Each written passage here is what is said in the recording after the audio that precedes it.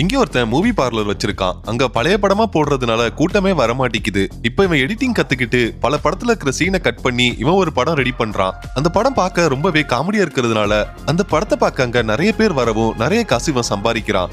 ஒரு நாள் ரைடு வந்த போலீஸ் அங்க இருக்கிற ஸ்கிரீனை கிழிச்சிட்டு அங்க இருக்கிற பைரசி கேசட்லாம் எடுத்துட்டு போயிடுறாங்க. வேற படத்தை போட்டா தானே பிரச்சனை வரும், நாமளே ஒரு படத்தை எடுக்கலாம்னு இவன் முடிவு பண்ணி தன்னோட ஃப்ரெண்ட்ஸ் எல்லாம் ஒன்னு சேர்த்து இவங்க ஊருக்கு ஏத்த மாதிரி ஷோலே படத்தை மாத்தி எடுக்கிறான். அந்த படம் பார்க்க செம காமெடியா இருக்கிறதுனால செம ஹிட் ஆயிடுது.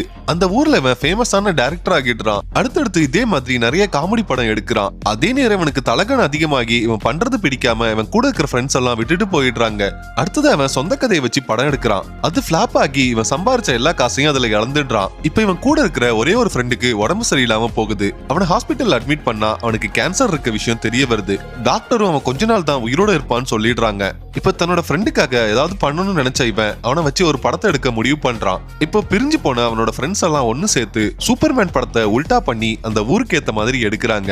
இப்ப அந்த படத்தோட பிரீமியர் ஷோக்கு வர தன்னோட ஃப்ரெண்ட ஒரு பெரிய ஸ்டார் மாதிரி அங்க இருக்கிறவங்க எல்லாம் ரிசீவ் பண்றாங்க. அந்த படத்தை பார்த்தவங்க முதல்ல பயங்கரமா சிரிக்கிறாங்க. அந்த படம் போக போக அது சீரியஸான படமா மாறிடுது. இந்த படத்துல இவன் அனிமேஷன் யூஸ் பண்ணி தன்னோட ஃப்ரெண்ட ஒரு சூப்பர் ஹீரோவாவே காட்டுறான். அந்த படத்தை பாக்குறவங்க வாயடிச்சு போயிடுறாங்க. அந்த அளவுக்கு அவங்களுக்கு அது பிரமிப்பா இருக்கு. அந்த படம் முடிகிறப்ப அந்த படத்தை பார்த்துட்டு எல்லாம் அழுதுடுறாங்க.